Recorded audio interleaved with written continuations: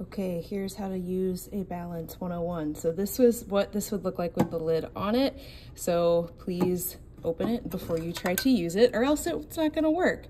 Now, right now it's off, so I'm gonna hit the on button. Okay, wait for a second. Okay, so I'm gonna take my plastic weigh boat, put it on there, give it a second. And now this O/T button, this is the 0/tear button. If you click it, it'll now not account for the weight of the weigh boat. I have to do it maybe a couple times. These balances are a little touchy. Okay, get it as close to 0 as possible. Weight.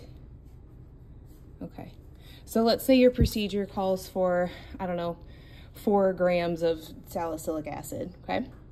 You'll take your spatula or scoopula, whatever you want to call it, scoop out 4 grams. Try not to get it everywhere.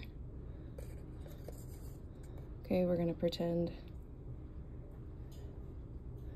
We're gonna keep scooping. So now the weight that you see, or the mass I should say, is only the amount that you need. So we're gonna pretend like that says 4 grams just for time's sake.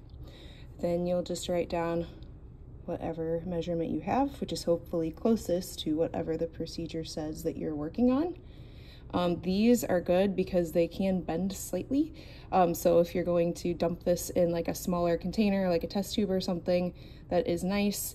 But again, the weight that you, or mass that you see, is only the salicylic acid. It is not including the weigh boat. Okay, I'm gonna put this back in here because I don't actually need it.